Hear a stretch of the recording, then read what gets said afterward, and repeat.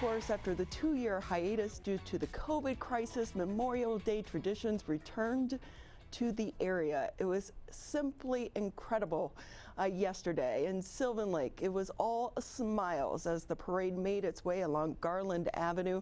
Mother Nature delivered a picture perfect day for the celebration. The kids had a blast. But the most touching and memorable part of the day was the ceremony at the end of the parade to honor our veterans. And the person who made that happen, Kathy Robbins. Kathy, good morning. Good morning, Ronnie. I'm so sorry I didn't have a chance to say hi to you yesterday, but what a beautiful, beautiful tribute. We were just so delighted. The weather worked well. The crowds were out. The children were on their bikes. It was a nice morning, wasn't it? And the crowd, there were quite a few people there. Yes, there were. And they were standing in the street. They joined us in that heat and the sunshine, and we're just delighted that they were able to do that. Can I ask you, how long does it take you to organize this? I know you do it year after year, but it changes every year as well. Yes, and especially since we were unable to gather for the last 2 years, it was almost like starting over with new thoughts of seating and comfort for the veterans, reaching out to them. Jim and I started at the beginning of this year. We met and talked periodically, but it really ramps up in the last 8 weeks as we gather the parade goers, the people in the parade as they make their way down to the park. My position there is I work with reaching out to the veterans. I have a veteran, Greg Miller, who joins me in making phone calls and reaching out, letting them know that we are again on full speed ahead, some subtle changes, but we are back. And so with that, the first year in 2 years, how were those conversations? Because it has to make you a little bit nervous when you see and hear the news about the spike in COVID. Yes, it did. And trust me when I tell you, week to week, we were watching that very carefully.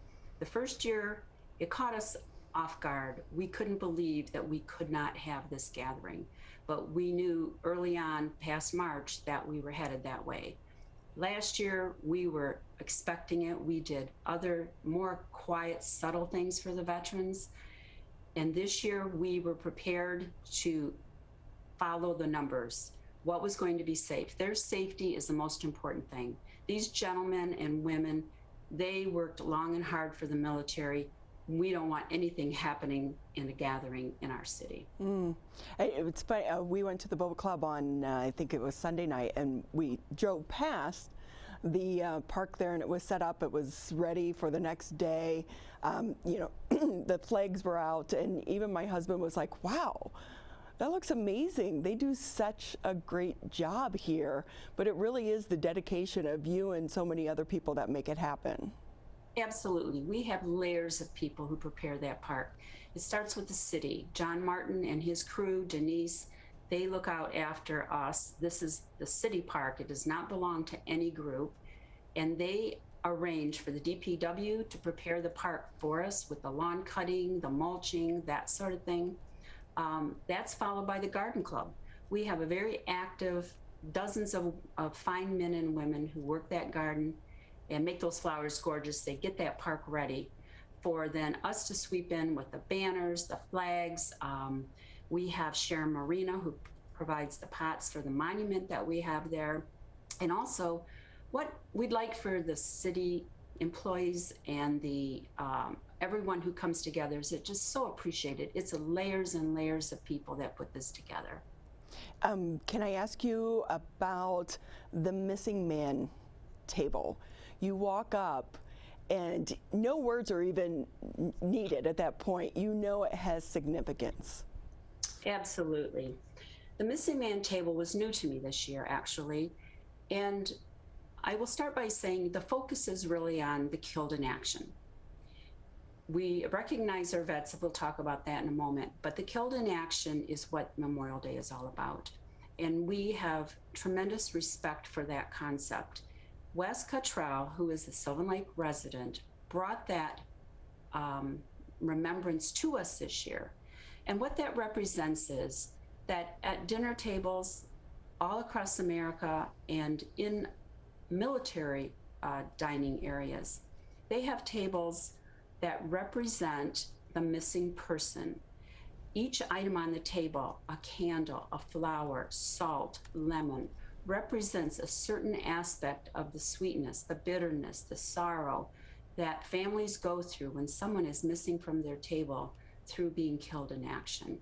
Wes Cottrell read the list, and I would urge your viewers to look that up, the Missing Man Table. It's quite detailed, and it's quite solemn. Yeah, and I had never heard of this before, and I've been covering these events for, we don't want to count the years, but for so many years, and we know about the poppies and the story behind that, but this was very first time, and I thought it really added that touch to remind all of us exactly why we were there yesterday. Absolutely. So do you want to talk about, you had a long list of guests as well, starting with the veterans that were being honored. Yes, first and foremost, we are there to acknowledge the killed in action, of which we have 5 associated with our city. The names are read in a roll call. There is a moment of silence. And while we're aware that this day is for those killed in action, we also take this opportunity, which is a long tradition in our city, to recognize our existing veterans, which we have 35. They are our second most important guests. They assemble at the park, those who can, and their names are also read in a roll call. Their branch of service, their what if they're in the Army or Navy or Marines. And we have a World War II vet that we're very honored to, all the way up to current day. So we have quite a few names. Now, our additional guests that joined us this year, first we start with Pastor Chris Munn from our local Greater Harvest Church of God. And he always does the prayer, which is very nice. Wes Cottrell did the Missing Man Table right after that. We have a flag raising, and this year it was Boy Scout Troop 160, very important part. And followed by that, we had music by John Martin for the National Anthem. John Martin is our city manager, and he has always provided the music for this event, which is just so valuable to us. Then a Pledge of Allegiance by John Martin. And then from there, we went to the House of Representatives, Haley Stevens, and our keynote speaker was Brenda Lawrence. She represents our area. As you know, she's retiring. So we were delighted to have her come to our park and celebrate our veterans with us. And then after that is when I spoke. And if we could talk, Brenda, because as you mentioned, she's retiring, but for her, I had a brief moment to speak with her afterwards, and she said, one of her first Memorial Days as an elected leader was at Sylvan Lake, so she thought it was fitting to come back to Sylvan Lake. That's how much the community means to her and so many other people, because you guys do such a great job. Yes, it was delightful to hear that was the reason she came to our city. We have a small city. We have 1,800 residents. We have about 850 homes. And we were delighted that our representatives do notice us, yes. I could tell you, it seemed like every single resident was out there yesterday.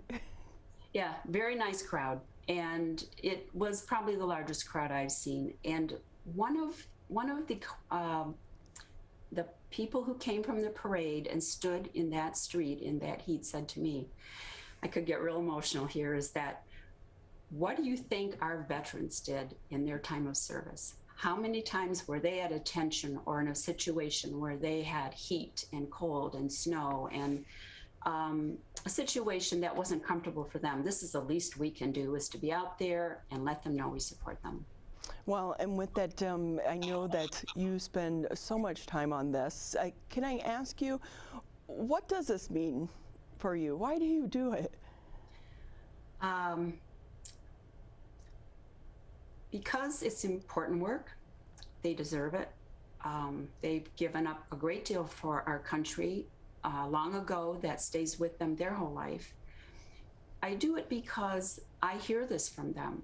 Every veteran has a story. I have heard stories with men weeping in their driveways. I have received phone calls and letters telling me that they are so glad to be a part of our community who supports them. I can tell you this year, we currently have 35 veterans that we celebrated yesterday. 6 of them are new, but they've lived in the city for a number of years and just now are letting us know who they are. We try to be respectful. We do not search people out, but we want to know if they would like to join us. So it means a lot to me. And another aspect is, I always try to remember are the military families. Many of those people in the streets were military families. It is not just the veterans who are either suffering for loss or support these people. I am a proud sister of 3 Vietnam veterans. And as a teenage girl, I helped my mom bake cookies in the 1960s to send over. This was from 1966 through 1972. One brother was wounded, came back with a Purple Heart. It affected his life. He is no longer alive. So these are the things I think about personally and community-wide. Our community is brought together, individuals and groups, to let these men and women know they did important work, and we want to respect that and show our gratitude. And thank you also for taking a moment to recognize it's the entire family, because we know that when our servicemen and women come back, it takes a village sometimes to help them support them, because they're not the same person that went over prior to join the service. Absolutely. Many were not treated well in the Vietnam era by the government and some public. And it's our goal to really acknowledge that life in that time was not easy for them. And we just want them to feel that there's respect and gratitude in Sylvan Lake. I love that. Hey, Kathy, before I let you go, if we can kind of talk about a moment of service and, you know, just taking the time to volunteer and give back to your community. There were so many little kids out there yesterday, and I think seeing so many people pull this off really sends a pretty strong message to the next generation. It does, and part of the reason some of us, like Jim Smith, who I report to, and Greg Miller, who works with me, we do want people to know on shows like this that everyone can do something to volunteer. It lifts up our whole city. We have so many groups that do this here, and it's layers and layers, and it's important. Well, hats off to you and the entire team. It was a beautiful parade. It was a fun parade, but then it really had a touching end to it, and we all stopped and paused for why we were actually taking a moment to honor them on Memorial Day. Kathy, thank you so much. Thank you, Ronnie. It's been great speaking with you. Happy day to you.